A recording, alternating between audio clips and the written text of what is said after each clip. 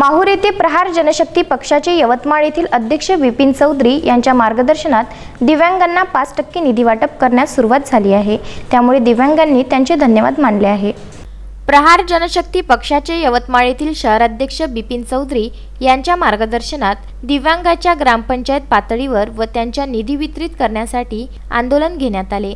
तेव्हा संघटनेचे महागाव तालुका अध्यक्ष, प्रहार जनशक्ती पक्ष संघटना महागाव तालुका अध्यक्ष प्रेमानंद पांचाळ व तालुक्यातील प्रत्येक गावातील सर्व दिव्यांग बंधू यांनी तालुक्यातील प्रत्येक ग्रामपंचायतीवर जाऊन 5% राखीव निधीची विचारपूस केली असता प्रत्येक सचिवाकडून उडवाउडवीची उत्तरे देण्यात आली। प्रहार दिव्यांग तालुका अध्यक्ष प्रेमानंद पांचाळ यांनी महागाव पंचायत समिती येथील बीडीओ यांच्या दालनासमोर आंदोलन करण्याचे ठरविले आणि त्या आंदोलनाचा परिणाम म्हणून प्रत्येक ग्रामपंचायतींनी आपल्या एकूण जमा निधीच्या 5% राखीव निधी दिव्यांगांना वाटप करण्यास सुरुवात झाली आहे।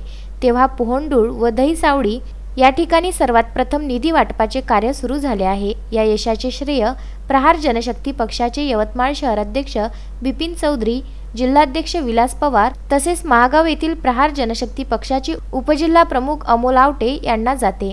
प्रहार जनशक्ती पक्षाचे महागाव तालुक्यातील सर्व गावांमध्ये जय जयकार होत आहे। एकच भिडू बच्चू कडू हे ब्रीद वाक्य सुरू आहे।